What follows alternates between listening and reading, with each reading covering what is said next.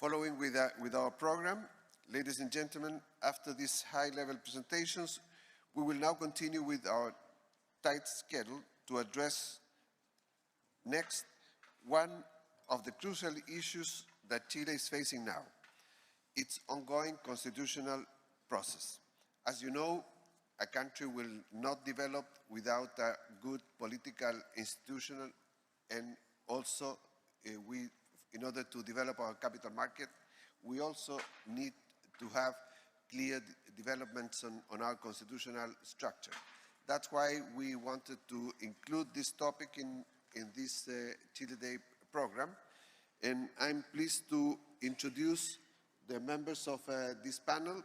The panel will be conducted by Mr. David Gallagher. He's a former ambassador of Chile to the UK and Emeritus Director for the Center of Public Studies, former lecturer in Oxford University.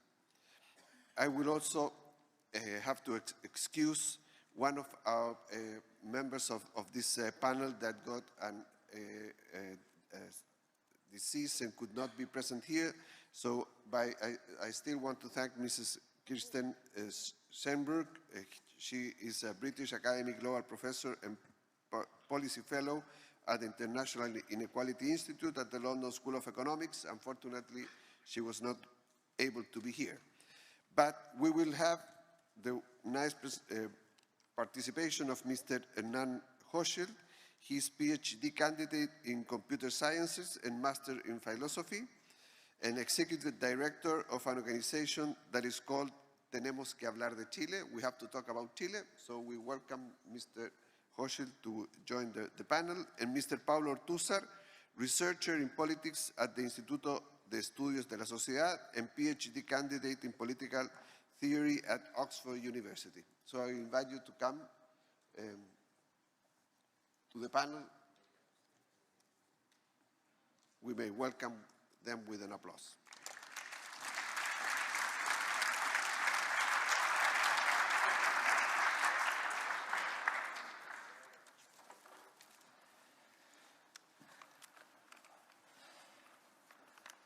Well, good morning, everybody.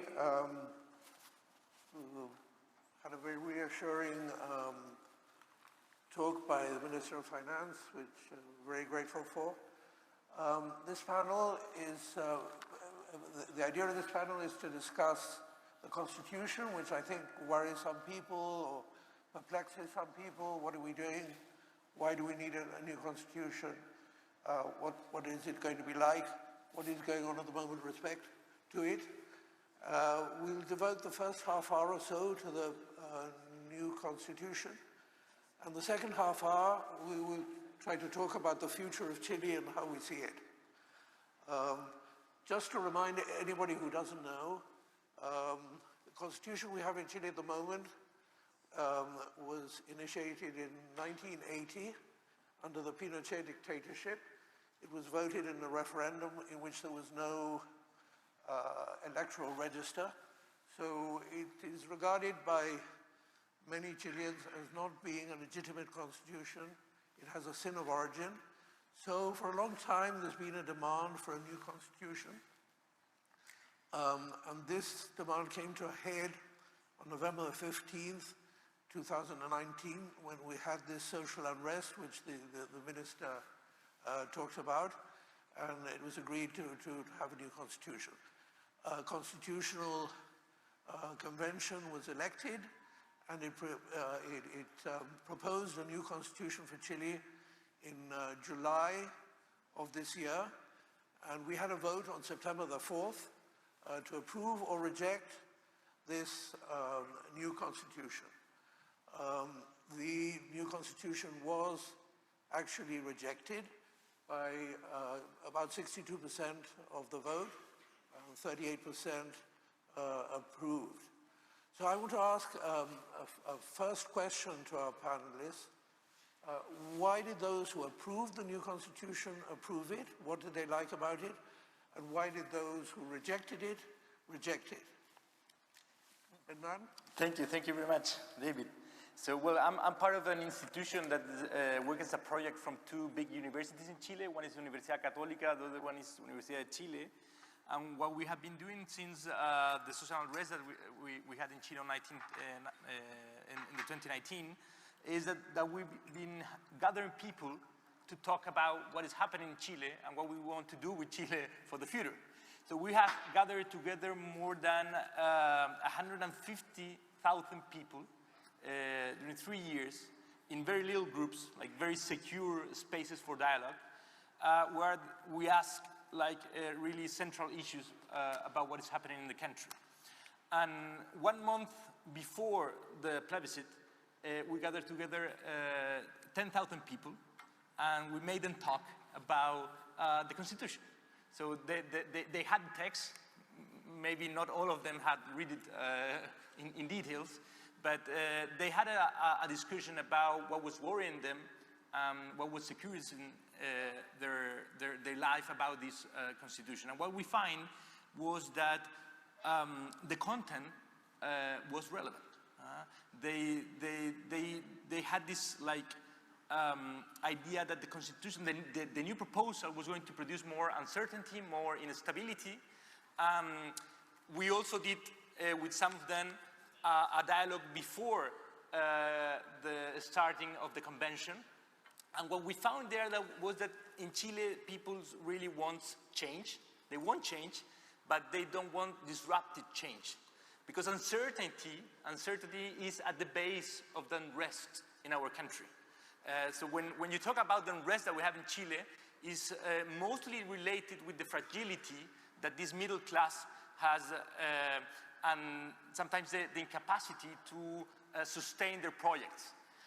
So when they were claiming for change, and when they were claiming for institutional change, they were claiming for more security, for the life, for more stability. So they were really looking forward for changes that could produce stability, and that was not what they probably founded in what happened with the convention. So mostly three things affected this. One was the change in the context. We had the pandemic. The pandemic brought a lot of more insecurity, instability, but also the polarization of the debate. We didn't find a polarized society as we can find in other countries, but we did find that the society was feeling that the elites and the political leaders were polarizing a lot, and they didn't want this polarization because that kind of polarization produced more instability. And the third was the content. So there were really specific things in the proposal that produced this idea that the future was not going to be as people was imagining. So there were 3 levels of conversation in these dialogues. One was about the goals that we have for the future, and maybe everybody can support the idea that we should have, for example, a common secure health system, as the proposal was trying to develop. But maybe at the ground of the utility that we value in that proposal, we might face that it's not going to work. And maybe if we gather all people together in the same hospital, we're going to have longer queues than the one that we're going, we're having in that moment. So the people really talk about specific issues that they felt that were going to produce more instability for their life, and the context, the political issues that were happening, and the reason at the bottom that were grounding their expectation about a new constitution were also about this instability. So maybe today, all the people is talking about uncertainty, all the world is talking about instability, but what we had in Chile before the social unrest was that people was also feeling that sense. And this process wasn't able to produce a route in where you could really face more securities about your life, and instead it produced just the opposite. Yes, I think it's important to analyze and get an idea about these new middle classes, which are at the heart of the process we are living through.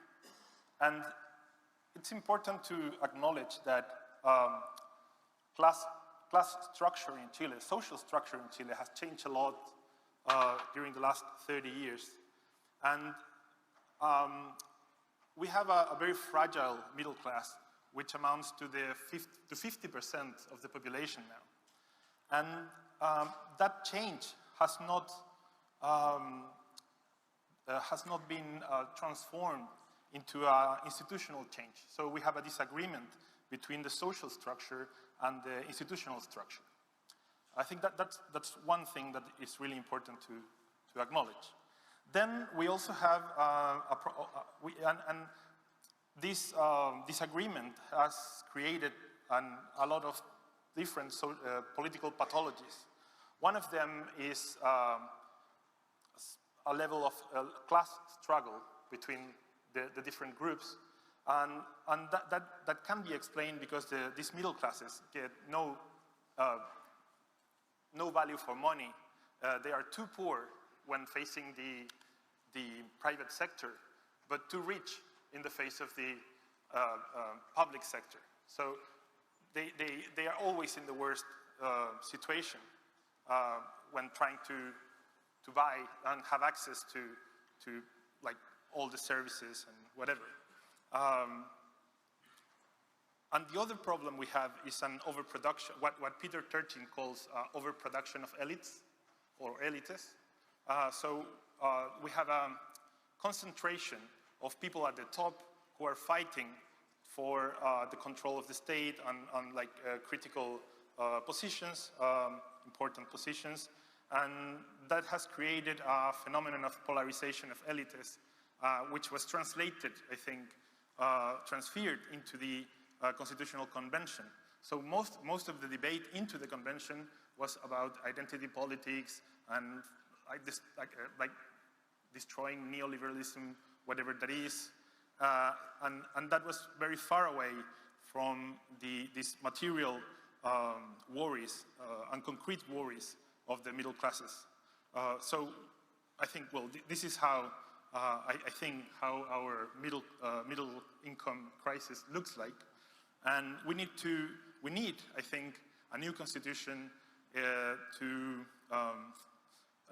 because the other problem we have now is that people stop believing in the political system because the political elites are into this like elite polarization, so they become more and more disconnected to the worries of the like working class people, and we face therefore like some worrying populist, I don't know, like there are appearing some leaders' discourses that goes into like the populist direction against parties, against politics mainly.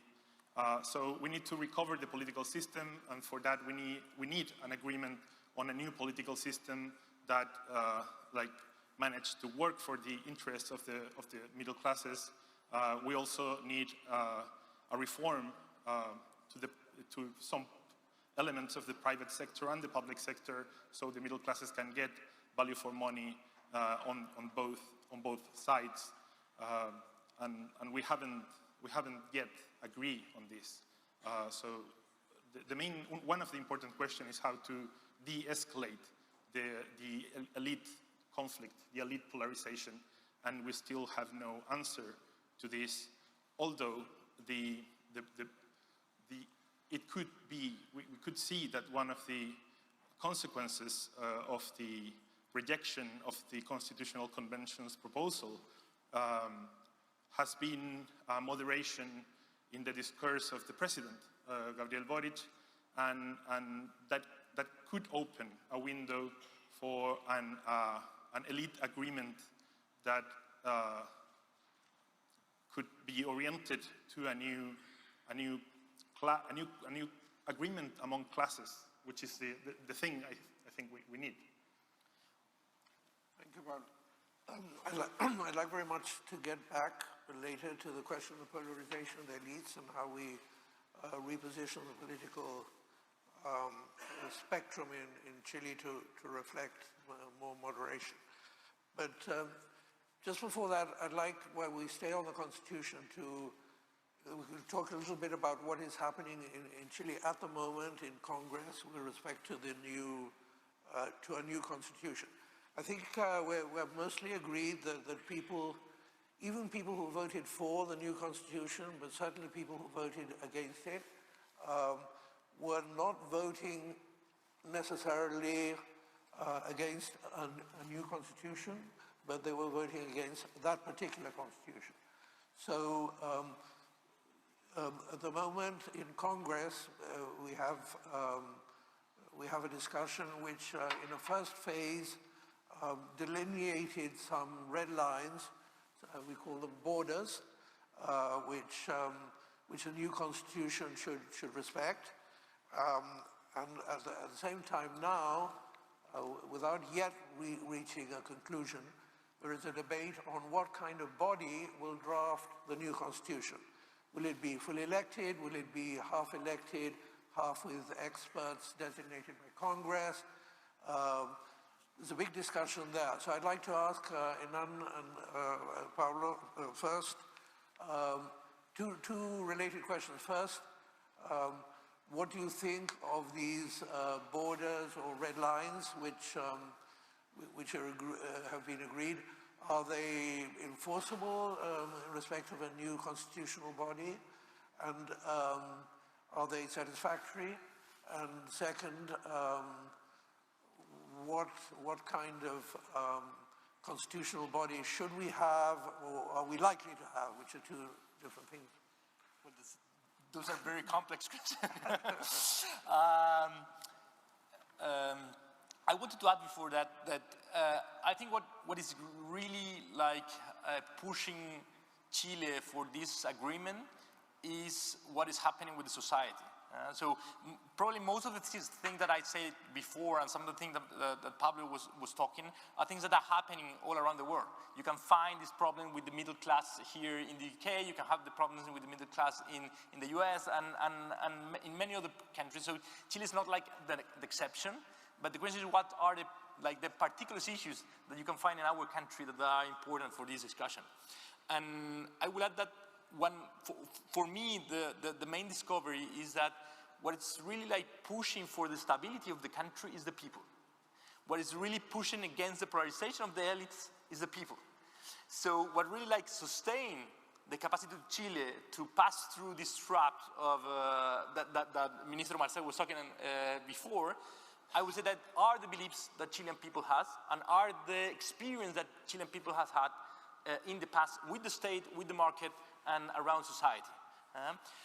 So that's our main active to address the kind of issues that we have today. And that's not obvious for all the countries. As you see in the US, they have a lot of polarization between rural areas and central areas, the same Peru or in other countries. And if you go to Argentina and you ask, sorry for my Argentina friend, and some Argentinians here, if you ask if they prefer to reduce inflation or they prefer to win the World Cup, they will probably say, well, we prefer to win the World Cup. But in the case of Chile, people is really seeking for stabilization and to improve the relation that they have with the institutions. Okay? So one part of that relation is to have more democratic institutions. So people really like it, this process that was supposed to bring more democratic moments. And I would say that we have to be very aware that if we want to write a constitution, we have to be really aware that we have to make the engagement with the people by these democratic points. I'm not sure if we need a mixed convention or it must be all democratic, but we need to have some paths in which people participate, and that's super important. But at the same time, people in Chile really expect expert view in the most complex issues that we have. We love medics, we love doctors. That was why probably President Bachelet was usually with her dressing as a medic in the street when she was doing campaign. So people really still have good valuation about science, about techniques, about well, Minister Marcel is the one who has the better perception from the citizens. So he went against some of the most populist politics that we have in Chile in the last, 20 years, that was to take out part of our funds in our pension funds. He went against that, and he's still the minister with the best perception from the citizen. So in Chile we have this mix between looking for more democratic institutions, looking for more democracy participation, but at the same time still very aware that we need a technical view in these complex issues that we have. So I would say that those two conditions are very important to be considered in what we're going to do in the future. Yeah, I agree that like the debate today is quite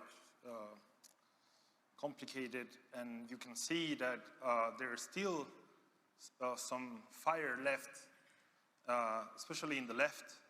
They believe like the second time will be they will kill neoliberalism for good. And that's a problem because all the research we have shows that the first version of the constitutional proposal was rejected by the people on a substantive basis because they rejected the radical thesis that were political theses that were behind that project. And a faction of the left has not acknowledged this reality, and they prefer to believe that people rejected the proposal because they were, I don't know, some news or fake news or whatever. And that's a problem. That's a problem. And on the right side, we also have problems, again, because a lot of people think that there is no necessity for a new constitution. So they say, okay, we won, let's keep what we have and concentrate on economic growth and fight against like delinquency or criminal whatever. And so the negotiation has been complicated by these two, like, as I said before, like this polarized position of with that like important groups of the public sustain. So, well, I hope to get an intermediate solution, and it's much more important than the actual how this new group of people like writing the constitution are choose is the outcome the most important thing. And for get a good outcome, we need for them to have a clear diagnosis of the political situation and the sociological situation. And I think that is what mostly they don't have today. Thank you.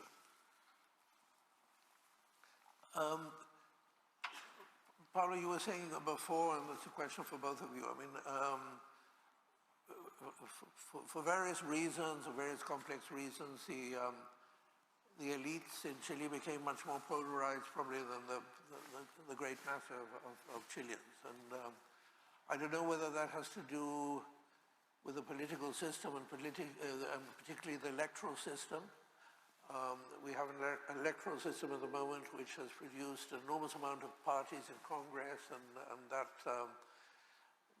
means that parties have lost quite a lot of power.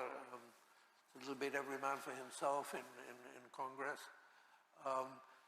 How important is changing the electoral system in a new constitution? Or it's not necessarily a matter of constitution, but how important do you see improving the electoral system, making it perhaps less radically proportionate, and to again have a smaller number of parties and more party discipline? Well, I think super important. It's really connected to the heart of what we need to probably do for the next decade. And not only the political system, but how the state works, how the states relate with the people. And that's also super important. And you're not going to do those kind of change inside the Congress. The Congress is part of the problem that you have to deal with. So you probably need this kind of discussion in a outside organism that can really discuss how we produce a political system that can gather together people with their difference, but produce some way of consensus to create a route for the country to how to address the problems that we have.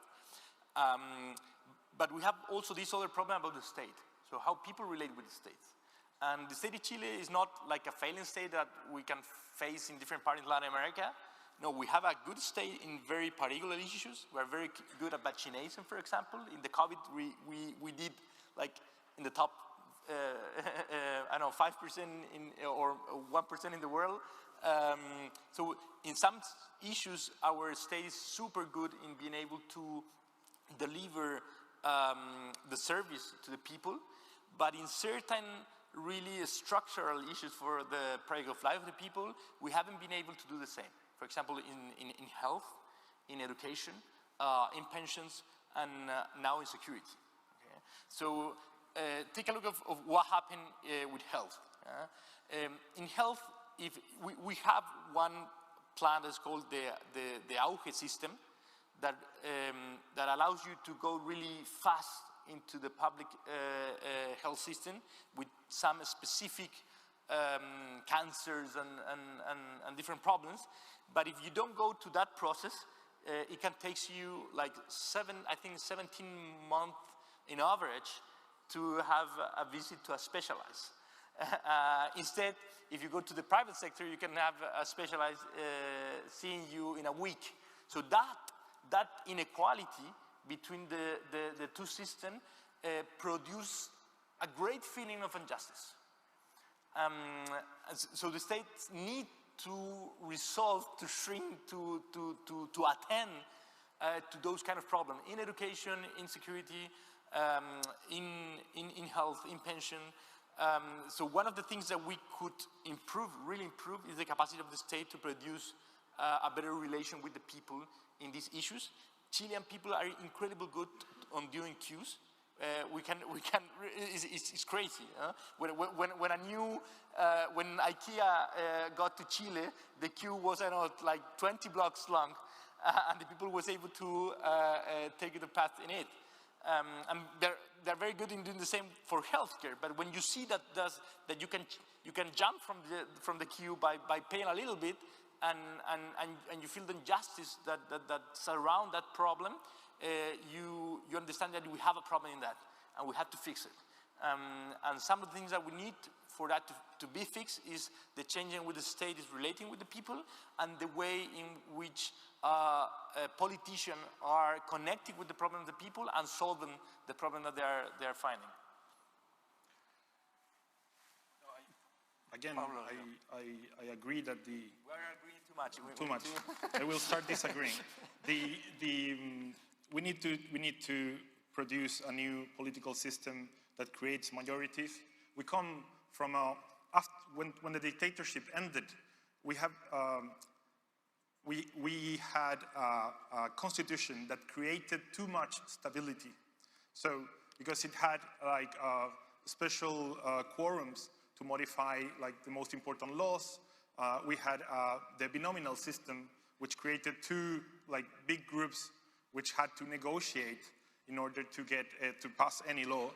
And then we also had a constitutional tribunal that would like had like control over previous control over each one of the laws that were passed.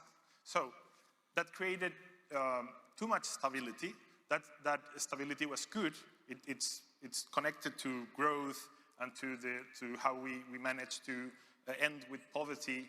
But at the same time, that stability started to create this problem of disagreement between social structure and institutional structure. Because once people went out of poverty, they ended up in a no man's land, and nobody cared about where they were ending. So we just took a lot of people out from poverty into this no man's land, and that at the end is at the heart of the problem we have now. And as it normally happens, the solution to the problem was worse than the problem in the case of the political system, because we destroy like the binominal structure, but we ended up with like a Peruvian kind of political situation where you have like a ton of parties and there's incentive to, in fact, like, I don't know, but a good number of the people who are today in Congress come from like gossip shows on television and things like that. So that's the result we had, and we need to fix that. Because we need strong political parties. We have a tradition of strong political parties, and our republic is based on them. So we need to recover that. But at the same time, we need strong political parties and political change. So again, that this kind of problem is normal, this kind of paradoxical situations. And the other thing that worries me is that the elites, the dominant classes, always have like paradoxical interests. For example, the left faction of the elite considers that we need more things have to be put into the state. Like the state has to do more things and expand as much as it can. But at the same time, we have the problem that, of course, the modernization of the state would affect groups that are connected to the left. So there's a paradox there. And in the case of the right, it's the same. Like the upper classes of the right, the dominant classes, consider that we need less crime, we need better education, we need a lot of things, but at the same time, they're not very willing to pay for that.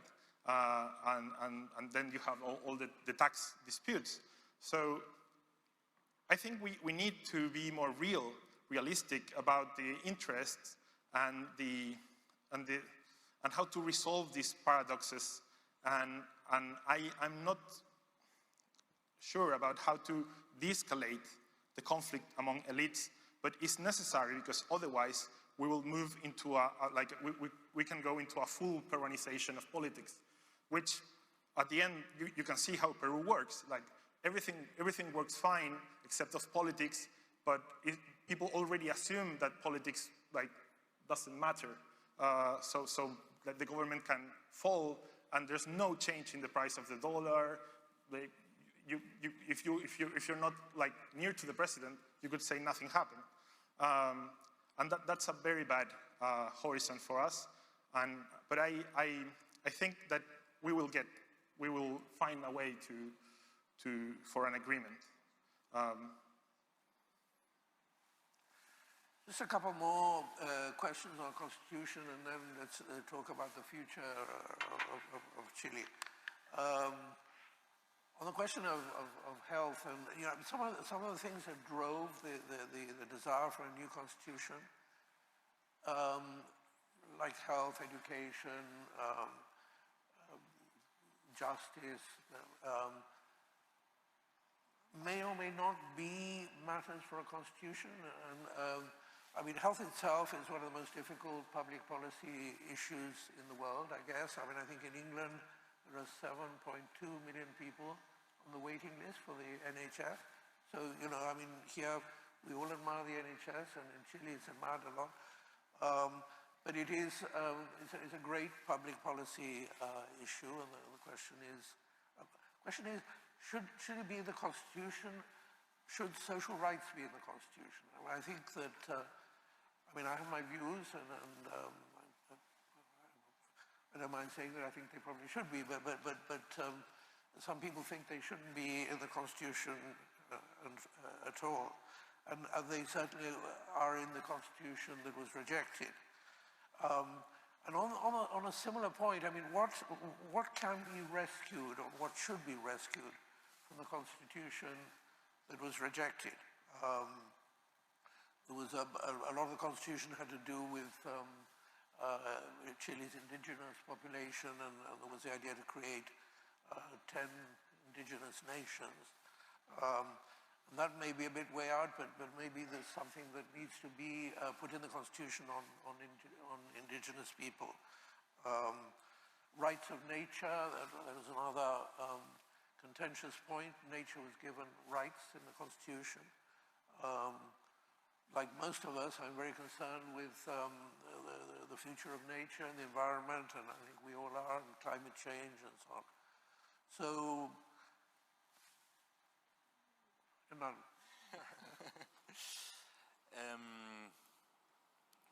So why we shouldn't keep on discussing about the constitution if we have all these issues? I would say because they are connected. It's not that the constitution is disconnected to what is happening with real life, and it probably has to do also in how the elites has to learn to produce consensus, and we probably need to pass around this process to build stronger north for the country. Okay, so the kind of problem that Chile is dealing with are probably the same that the whole world is dealing with: climate change, very complex social issues. The society is getting older. Health is getting more complex. We have cell phones all around the classroom, so it's super hard for the teachers to really produce learning. Migration is struggling a lot of issues. My generation has a lot of impossibilities to access to new houses. Probably yours has 3 or 4, so we can talk later.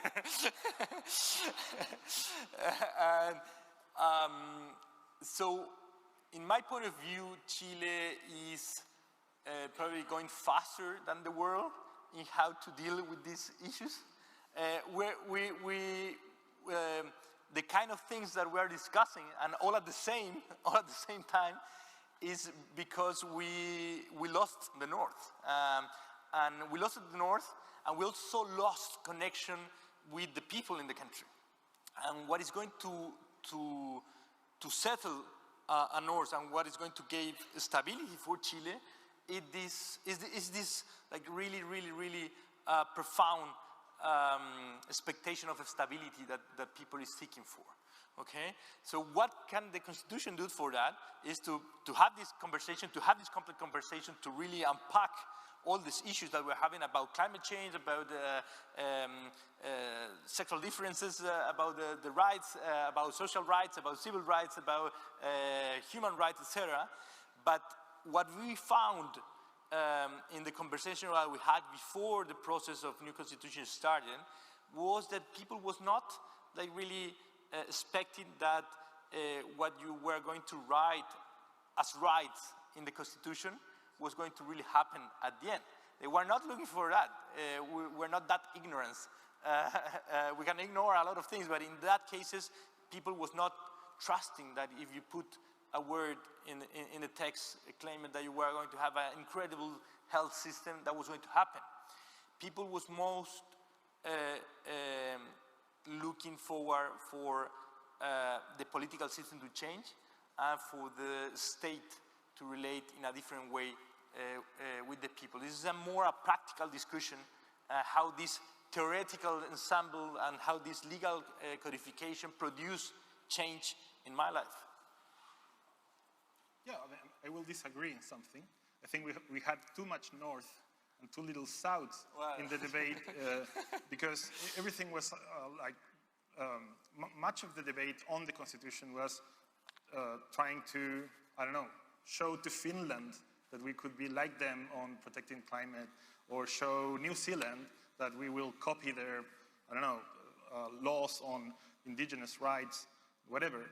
But the main, that's why I say that the sociological problems we had were not clear for most of the people who were writing the constitution, and that created a big political problem. And now the thing is, and I think for the people, it was much more clear that constitutions are rules for produce agreements between, like, into the political system.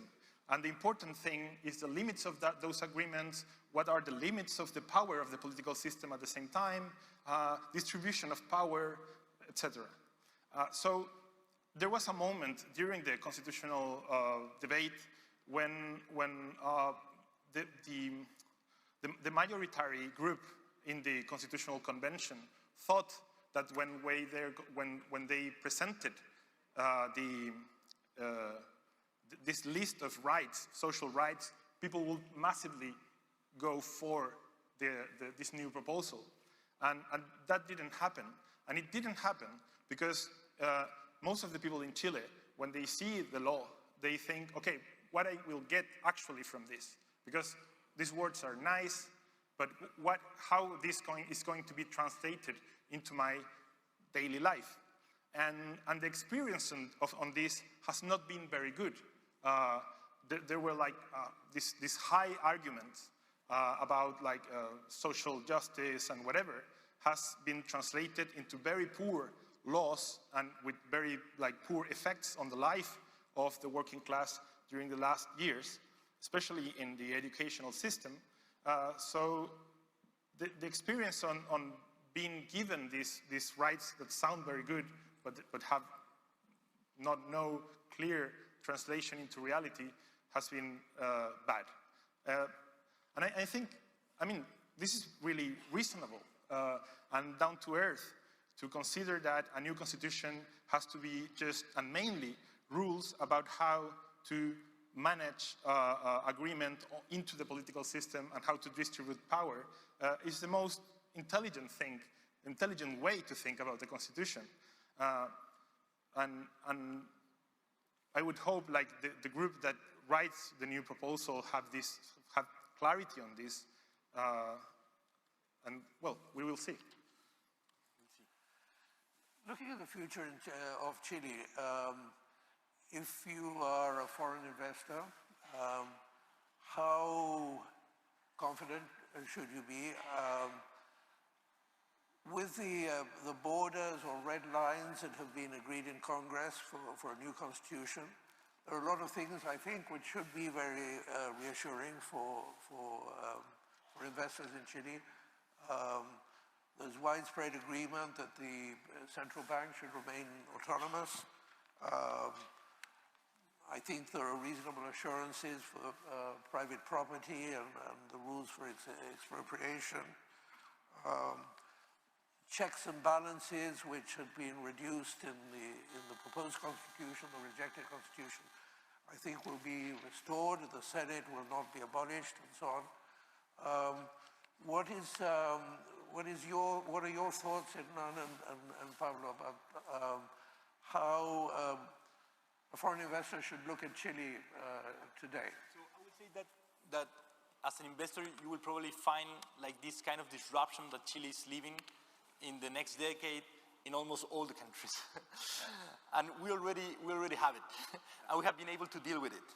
And we're going to produce a better path even to the one that we were having. And we have like the natural resources, and we have the stability that the people is claiming. So I would say that Chile will probably be one of the places in which you might be more secure to invest than what is going to happen in other countries. When I see the US and you said what is happening there, you see the kind of issues that they are dealing with are really complex, are really complex. When you see Elon Musk tweeting yesterday against Fauci to make him prosecute, you say, what is happening with that country? And when you see the belief that people have inside the country, you say, well, maybe they have the institutions, but do they have the people with the belief to sustain those institutions? So in our cases, we already face like institutional disruption, and the question was answered. We do have the people to sustain the kind of institutions that you need for stability, that you need for creating growth, that you need for prioritizing security, and also for social justice. And that's important. Okay? So people is not only like feeling that we need to keep on growing once again. They do. They want a lot of new growing, economic growing going back to Chile, but they want stability, and they want social justice, and they want to education, and they want to health, and they want to have a sustainable country. And that's, for me, that's like the most relevant factor that you need to consider if you want to check where you're gonna put your money in the future. Yeah, I would say to investors, like, they can trust in our distrust, because normally, for example, when Switzerland has these consultations and they have like should we like triplicate the like minimum wages? And they say no. Everyone in the world says, oh, that's great, these guys are really serious. And in the Chilean case, like the majority of the people has just rejected a constitution that promises like heaven on earth for them, because they didn't believe in those promises and they wanted a better political system and a more serious proposal. So I think that's like our most valuable resource in Chile is our people and how they distrust power in a way that makes the country, has made the country the most strong republic in Latin America for more than 200 years. We have the strongest state, we have like real institutions, and not like, I don't want to be mean with Peru, which was also liberated by Alexander Cochrane. Sorry, Thomas Cochrane, Alexander is the other guy. People from Fife, not, okay. And the thing is that that makes a difference with Peru, Colombia, and other countries in which the federalism and the elite struggle like worked against the constitution of a strong central government and of strong republics. And that difference has a history and is also built into our people. And I think that's one of our main assets. Thank you. Well, I think, Chile had an enormous social eruption in 2019, and obviously it was because people were feeling unhappy with and we didn't see it, or some of us didn't see it. I feel self-critical. And as you say, we faced the social problems that were revealed at that moment, and I think probably every country in the world has those social problems. We're taking them head on, and also we have a government that has become quite moderate. I think that both sides of the political spectrum have learned a lot in the last 2 or 3 years. The right have learned that there are those social problems, that people are living very bad lives in some parts of town. And the left, who maybe felt they had solutions to everything, now in government find it's not as easy to govern as they thought. So everybody has learned lessons, and now we should harvest from this, from all that has happened. I suggest Hernán and Pablo each make some sort of concluding remarks about where you feel Chile is going. We're coming to the end of our time. Well, in Chile we have a word for the dogs that are mixed that is called quiltro. It's a Mapuche word, and there's a lot of quiltros in Chile, and probably we haven't valued that much that mixing. And what I think is going to happen in the future, we are going to put together our difference, and we're going to find that when you are looking to the table for one position, you're not having the whole picture. And when the person is looking at the table from another position, he's not also having the whole picture. So it's about point of view. And what we have been really struggling on, it has been with this different point of view. And the process that we lived in the last few years gave us this capacity to really understand in different ways the different positions in society, and that will produce probably a more quiltro Chile for the future, but a much better also. So I'm really looking forward for that country. Yeah, I would say that we are a country that is going through a process of substantive democratization. Our citizens expect much more, as I said before, value for money when in their relationships with the state and with the markets. And we need the elites that control or have control over the state and over the markets to compromise in moving forward in that direction. We have to become a mass society, and that demands better wages, more access to things, and a design of the institutions that makes them like valuable for most of the people.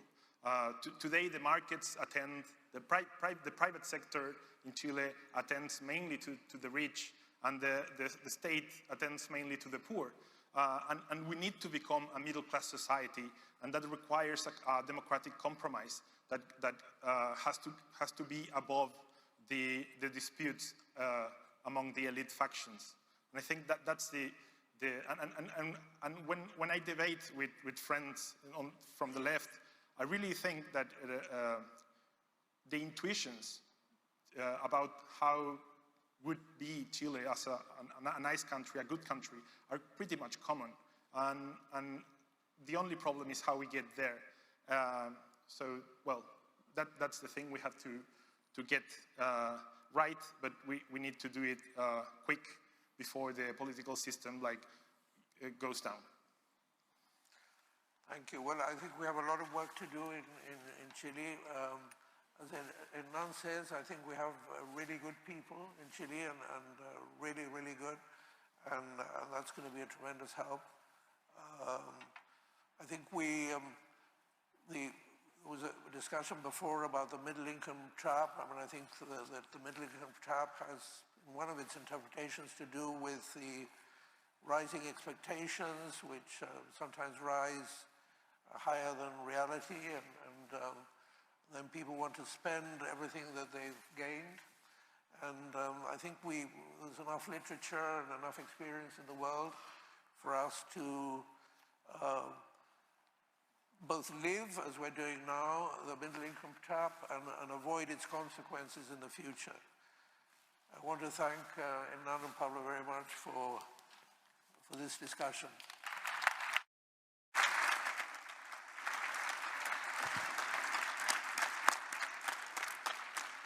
Thank you very much, David, Pablo.